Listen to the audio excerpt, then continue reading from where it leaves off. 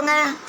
தேசிய கட்சிகளுடன் கூட்டணி வைப்பது குறித்து இதுவரை எந்த முடிவும் எடுக்கப்படவில்லை என அமமுக பொதுச் செயலாளர் டிடிவி தினகரன் தெரிவித்துள்ளார். வாழப்பாடி அருகே நகைக்கடையில் முஸ்லிம் போன்று பர்தா அணிந்து கவரிங் நகைகளை கொடுத்து பவுன் நகைகளை வாங்கிச் சென்ற பெண் கைது செய்யப்பட்டுள்ளார். சேப்பாக்கத்தில் உள்ள பத்திரிகையாளர் மன்றத்தில் இந்திய கூட்டணி கட்சிகளின் மாணவர் அணிகளின் சார்பில் நடைபெறவுள்ள மாணவர் பேரணி குறித்து திமுக மாணவர் அணி செயலாளர் எழிலரசன் செய்தியாளர்களை சந்தித்துள்ளார். கலை திருவிழா மூலம் 50 மாணவர்களுக்கு வெளிநாட்டிற்கு கல்வி சுற்றுலா என அமைச்சர் அன்பில் மகேஷ் அறிவித்துள்ளார். கன்னியாகுமரி மாவட்டம் கீரிப்பாறை அருகே விவசாய நிலத்துக்குள் புகுந்த யானை கூட்டம் வாழை ரப்பர் பயிர்களை விடிய விடிய நாசம் செய்ததால் விவசாயிகள் பீதியடைந்தனர். முதுநிலை பல் மருத்துவ படிப்பிற்கான நீட் தேர்வு மார்ச் 18ஆம் தேதி நடைபெறும் என அறிவிக்கப்பட்டுள்ளது. கிளாம்பாக்கம் கலைஞர் நூற்றாண்டு பேருந்து முனையத்தில் வரும் பிப்ரவரி 1ஆம் தேதி முதல் மாநகர் போக்குவரத்து கழக மாதாந்திர சலுகை பயண சீட்டு விற்பனை மையம் செயல்படும் என மாநகர போக்குவரத்து கழக மேலாண் இயக்குனர் ஆல்பி ஜான் அறிவித்துள்ளார். கோயம்பேட்டில் பசுமை பூங்கா அமைக்க வேண்டும், வேறு ஏதாவது அமைத்தால் எதிர்ப்போம் என அன்புமணி ராமதாஸ் தெரிவித்துள்ளார்.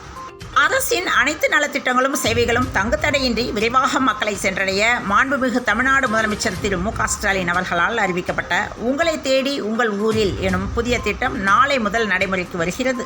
சென்னையில் சாலையில் சுற்றித் திரியும் மாடுகளை பிடிக்க வேண்டும் என மாநகராட்சி ஆணையர் ராதாகிருஷ்ணன் எச்சரிக்கை விடுத்துள்ளார். சென்னை பன்னாட்டு விமான நிலையத்தில் சுங்கத்துறை அதிகாரிகள் 40 பேர் அதிரடியாக மாற்றம் செய்யப்பட்டுள்ளனர்.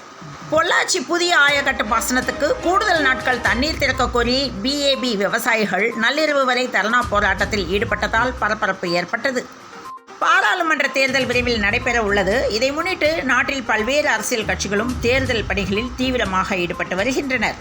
கோவையை தலையிடமாக கொண்டு தனியார் நிறுவனம் ஒன்று செயல்பட்டு வருகிறது. இந்த நிறுவனத்தில் செல்போன் செயலி மூலம் குறிப்பிட்ட தொகையை முதலீடு செய்தால் உறுப்பினர் ஆகலாம் என்றும் அந்த செயலியில் வரும் கேள்விகளுக்கு பதிலளித்தால் கமிஷன் கிடைக்கும் என்றும் அறிவிக்கப்பட்டுள்ளது. அறுபடை வீடுகளில் 2ஆம் படை வீடான திருச்செந்தூர் முருகன் கோயிலில் இன்று தை உத்திர வருஷாபிஷேகம் நடைபெற்றது. திரளான பக்தர்கள் பங்கேற்றனர். அவிநாசி லிங்கேஸ்வரர் கோயில் குடமுழக்கு விழாவையொட்டி வெள்ளிக்கிழமை மாவட்டம் முழுவதும் உள்ளூர் விடுமுறை அளித்து ஆட்சியர் உத்தரவிட்டுள்ளார்.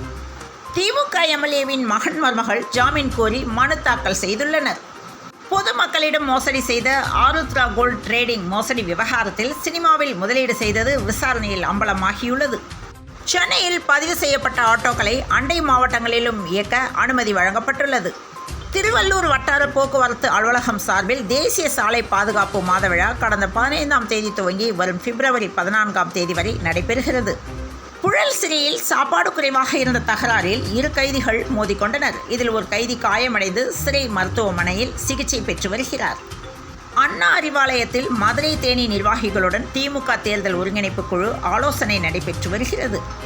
மகளை பிரிந்து வாடும் இளையராஜாவிற்கு நடிகர் கமலஹாசன் அவரது இல்லத்திற்கு சென்று ஆறுதல் தெரிவித்துள்ளார்.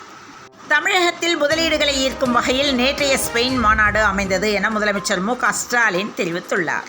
பழனி தண்டாயுதபாணி சுவாமி கோவிலுக்குள் இந்துக்கள் அல்லாதோர் நுழைந்து வழிபட விரும்பினால் பதிவேட்டில் பதிய வேண்டும் என உயர்நீதிமன்ற மதுரை கிளை உத்தரவிட்டுள்ளது. ஜூனியர் உலகக்கோப்பை தொடரின் சூப்பர் 6 போட்டியில் இந்திய அணி 214 ரன் வித்தியாசத்தில் நியூசிலாந்தை வீழ்த்தியது. விமானத்தில் ஏற்பட்ட திடீர் உடல்நலக்குறைவு காரணமாக மயங்க் அகர்வால் தீவிர சிகிச்சை பிரிவில் அனுமதிக்கப்பட்டுள்ளார். சென்னையில் ஆபரண தங்கத்தின் விலை சற்று உயர்ந்து ஒரு சவரன் ரூபாய் 46,880க்கு விற்பனை செய்யப்படுகிறது. தொடர்ந்து இணைந்திருங்கள் பிரபாஸ் கதமம் செய்திகளுடன். மீண்டும் மற்றொரு செய்தியில் சந்திப்போம். வணக்கம்.